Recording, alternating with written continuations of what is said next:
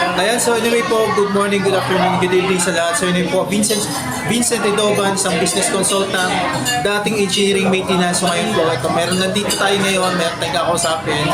Si Ma'am Mary Tagulang, isang payment center owner, isang negosyante. So paano siya napag-start ng ganitong negosyo? Ano yung ginawa niya para then so far? Ano yung na-enjoy niya, achievements sa business na ito? It's your turn, Ma'am.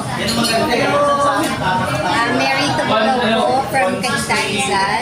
Ako po ay isang nurse by profession and ngayon is nag-full-time na po kay Unify. So nakilala ko lang po si Unify through a convenience changer lang din po. So nag-check ako ng business, ito po maganda. Nakita ko yung Unify, nagpa-presenta, and then nagustuhan. Ano ba yung nagustuhan ko sa Unify?